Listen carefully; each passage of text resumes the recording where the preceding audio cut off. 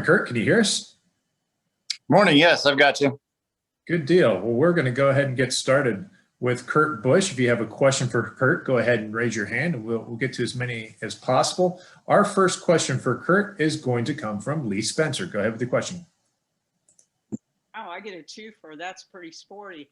Kind of wanted to get your, get your feeling on the debate Denny and Keselowski were having on Twitter, because I know as a veteran driver that does have sponsorship with Monster, they've been a huge supporter of yours over the years. Where do you land on the young kids coming up and bringing big checks and taking people's spots, and how do you secure your own future? I'm not quite familiar with the debate between Keselowski and Hamlin. Is it the fact of how young guys are coming into the sport without the credentials from the driving side, but they have the sponsorship opportunities? Is that the debate? Along those lines to some degree. I think that, like anything in life, there's the evolution and there's change. And I want to say that I am a beneficiary of the boom of NASCAR in the late 90s. And when I came in as a rookie in 2001 with a brand new TV package, the sport was in a completely different space because of the amount of money and attention that the sport had invested into itself and how much it positioned itself for what we all benefited over the last decade and a half. And so things change, things evolve. Jeff Gordon came in, had all this talent. We had Tony Stewart coming in with all this talent from the IndyCar side. And, these were owners, Rick Hendrick and Coach Gibbs. Richard Childress found a guy named Kevin Harvick. Roush Racing found a guy named Matt Kenseth and Kurt Busch. We can go on and on about how the owners were hiring drivers, and it felt more of like a arms race. And, something changed right in the beginning of my career where John Deere was a sponsor at Roush Racing, and they wanted a young driver to come in and better the results was the answer I was given, or the opportunity that I received. And within 7 months, the CEO changed and John Deere's not in NASCAR anymore. Well, was it because of me? No, this CEO liked golf, and that's where the John Deere Classic was born. So I might have went off on a tangent there on what it means to be a driver with talent, or what it means to be a driver with sponsorship. And you have to do it all. You have to do it all in this day and age. You have to have the on-track results. And even if you don't, you have to have the off-track results and your influence through social media and the power of your name and your credibility to be able to move the needle and to give the sponsors and these partners the proper appreciation for why they're investing with you or the team. And it takes a lot. It takes a lot from all these different categories. And so there's no right or wrong answer on if Denny's saying one thing versus Keselowski saying it another way. And there's different upbringings for many different people on how they've even arrived at this point. So it's endless with the amount of discussion we can have on this. Appreciate your time, champ. Good luck this weekend. Thank you. Our next question is going to come from Claire B. Lang. Go ahead with your question, Claire. Thank you. I really love to watch you race because you're relentless, and you were relentless this past weekend, right? And we saw people coming up to the front. We didn't see them for a while, and there they come again. Can you talk about that? I mean, it doesn't mean if you have a crash, and I mean, all drivers are sort of like that, but you're very tenacious. And I think if you describe your weekend, this past weekend at the road course, you were just not giving up.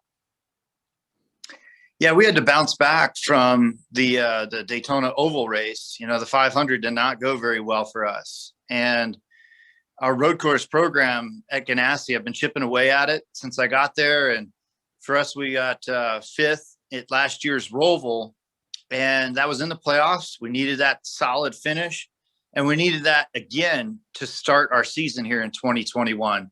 And so I drove elbows out. It was definitely a feeling of overdriving and getting back to just letting all the rough edges drag. And I did that to set a tone. I did it to help confirm our road course changes, because we're going to see a lot of road courses on the schedule this year in NASCAR. And so we had to come out of the gate strong. And so I'm really proud of everybody at Ganassi for switching some things around and investing more into our road racing program. And then, the fine line of stepping over the line right now on the road courses, the cars aren't forgiving, and you can find trouble pretty quick. And so I'm just real happy that the day turned out as well as it did, even after my mistake while I was leading. You also tweeted, wow, Ty Gibbs just put on a clinic. I love it when the veteran drivers are watching, and when a young driver like Ty races the way he did, I mean, it's powerful. I read those on the air. I'm like, well, look what Kurt Busch just said. So Ty's this young racer. Some people are like, well, people are like throwing him into championship level now. He's just getting started. We know that. But what did you see in him in that race for a racer as young as he is? I saw something special. And to jump into the Xfinity series and never run a race there with those guys, these cars and the tire and the track, they put him in there to go get road course experience, expecting him to, just run around there and gain laps, right? And he had never done a live pit stop, is what I had heard on the broadcast as well. I mean, that was something special. I stopped Coach Gibbs on pit road the next day and said, congratulations. We've been in this sport a long time. Coach has seen a lot of different moments in sports. And I said, Coach, I saw something special. I haven't seen something special in a long time. And I just wanted to say, congrats. He's got it. And you guys know exactly what to do with him to make him a star. But I just wanted to say that on social. And I wanted to stop Coach Gibbs and say, wow, that was something special. The kid drove like a veteran, didn't put a wheel out of place, and brought home the win. I mean, it's like, boom, your first start. Way to go, kid. Thank you. Good luck this weekend, Kurt. Thank you. Our next question will come from Dustin Long. Go ahead with the question, Dustin. Thank you. Hey, Kurt, looking back at last weekend's race on the road course, certainly there was the situation with the caution for the rain, the brief in part of the course. Now, certainly NASCAR followed the rule book, and that when it starts in a dry condition, they're going to throw one caution for a situation like that, allow teams to go down pit road if they wanted to put rain tires on. Nobody did in this case. Is this situation where this is still a good rule in the place of it provides a little a warning of potential rain in a particular area on a big course like this? Or is it better for maybe the drama for the sport to kind of let this be more on an onus on the teams, and then it's up to you guys to decide, hey, look, conditions are kind of iffy at some of these tracks. I'm thinking about what you might see at, particularly like a Road America later this year for how big that is, or a COTA. Is this something that this rule is a good rule? Is it something should be looked at as maybe adjusting or changing at some point? Yeah, I saw the problem developing. The radar was clear. My team didn't even mention rain. And I radioed to him. I said, hey, it's raining in turn 2 oval, but it's not anywhere else. And then the spotter chimed in and said, yeah, it's raining on the front straightaway, but it's really light. And then the engineer radioed in, there's nothing on the radar. And then the yellow comes out. So what we have here are rules in place to create the safety aspect of it, but also to create a controlled environment of when we're going to switch to rain tires. But it's the weather, it's Mother Nature. If I had children and if I was helping them in life and giving them advice on where they could go and who they can be and what they want to do in life, I just say, hey, be a meteorologist. You can get paid and be wrong on the same day. And I'm joking because you just don't know what the weather's going to do. And so the way to get away from this gray area of a call on whether to switch to rain tires or not is to allow the teams to do it. But here we are at Daytona doing 180 on the back straightaway or in the banking on the oval. And if we're on slicks and a rain shower hits that section of the track and cars are spinning out wrecking, then the teams are going to be like, where was the yellow?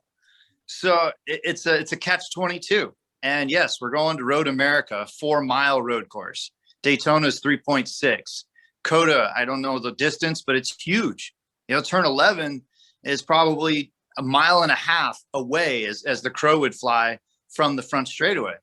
So we gotta look at local cautions. Those have gone away over the years. It's now just one major caution, it seems like. And it was a tough call for NASCAR to have to make, but it was on the side of safety. Similar to when I lost a race at Daytona last summer or 2 summers ago, when there was a lightning strike in the area, but then the next one was further away when they called the race. Thank you. Our next question will come from Alan Cavana. Go ahead with the question, Alan. Hey, Kurt. Christopher Bell got the win last weekend. He's kind of just in a new situation. Obviously, he'll be starting up front around different drivers than he was racing last year. What do you remember when you were a young driver being in that situation, and then suddenly kind of graduating up to that top tier? What is that like for a young driver? Kind of new real estate. Yeah, I think he's ready for it. The kid's proven himself as a great talent, and it's his stage to stand on now. He's now been in the Cup Series a couple of years. He's with a top tier team. He's a winner. If I can revert back to my situation around this point in his career, it would have been like after I won Bristol in 2002, my second year, and you're like around all these guys now. There's a different feel of racing up front. And so he'll blend in just fine. He did a great job to win that road course race last weekend. Now he gets to show his talent on an oval with a top tier team that's been very good at Homestead. And now you just start rolling with it. And so he'll have those emotions. But as a good racer that we all know that he is, he can block that out and focus on the job at hand. Do you remember that challenge or that learning curve once you got up there? It was pretty wild, like you're like, man, Jeff Gordon's behind me right now. Or Dale Jarrett is up ahead. Do I pass him now? Do I wait? What do I do? And so you have those moments where you can't get too wrapped up in it, which happens with a young guy. And he's just going through these new experiences and he has to learn on his own. Thank you. All right, we're going to take our next question from Michael Shelton. Go ahead, Michael. Thank you very much. Well, Kirk, heading into Homestead-Miami this weekend, you have a victory there and an average finish of 18th, but this is the first race run at Miami in February, in the month of February, as opposed to November and then June of last year. And also the choose rule will be in effect. So I was just curious, what kind of adjustments do you make heading into this weekend's race, maybe with the weather and maybe with these new rules now in effect? Yeah, this week for the Miami race, looking at the weather, it's going to be the hottest race we've ever had down there. It's going to be during the hottest portion of the day. And so the track is going to seem extremely slow, lack of grip. And so we're already making setup changes to adjust for that. It'll be a refreshing change to go back to the choose rule. We haven't had that in a while. And here we are back at 1.5 miles. Where we haven't been at one of those since Texas last November. So again, it's just like everything right now with the new protocols, the new schedule, lack of practice. There's a lot of shooting from the hip and reacting in the moment. And that's where you can't overthink it and you just have to do it. Thank you. Good luck. Thank you. All right, take our next question from Alan Cavana. Go ahead, Alan. I think I already went. I apologize. Sorry. Oh, no, it's okay. We're going to take our next one then from Marty Sakala. Go ahead, Marty. Thank you. Hey, Kurt, hope you're well. A couple questions for you. I know you're focused on Homestead, but I want to look at the Bristol dirt race. Some video came out last night of some tests of drivers running at the Bristol dirt track. Drivers that were taking modifieds and stock cars were saying that they can hold it wide open and it's like the fastest they've ever been on dirt. I know the Cup cars are heavier than regular dirt cars are, but did you happen to watch any of it, or have you heard about any of the stuff that happened during that test session, and do you have any takeaways? I wasn't even aware of a test session. I was told that we're not supposed to be at the tracks that we race testing and all that. So I got to look into that. And yes, I mean, Bristol is a very wide, heavily banked a half-mile racetrack, and putting dirt on there It's the fastest, biggest dirt track that any of these guys are ever going to see. The thing that not a lot of people are really focusing on is the Sunday race for our Cup cars will be after a long week of the track being used.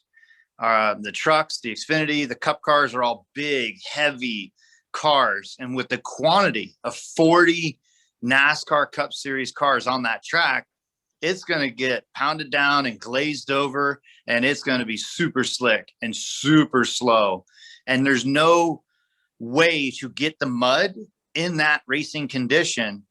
And so you could go there and practice, test, and do all these things. It's just not going to be the conditions on what it's going to take to win.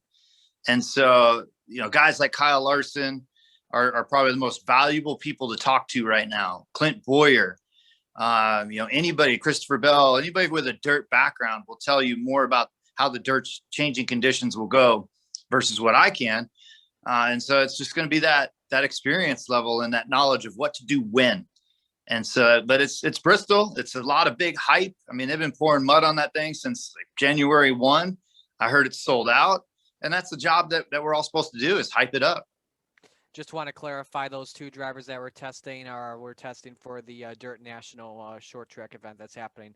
As a follow-up, with the news on Rick Ware race announcing Chris Windom for the Bristol Dirt Race, are you in favor of having drivers racing Cup in one-offs on dirt races, kind of like the road course ringers, like what Xfinity and Truck Series do, or not really, considering the charter system that NASCAR has in place? I'm a racer. I'm game for anybody that wants to show up and race. You always want the best competition out there. You always want to beat the best. If Bloomquist gets a ride, I want to see him out there.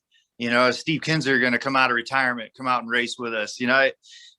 That's what this dirt race is all about, is the newness and the creativity and how to get a ride and get out there. And it's like Ron Fellows back in the day, or Boris said, showing up at a road course. That's what you want to see. You want to see everybody out there. Thank you, Kurt. Good luck this weekend. Thank you.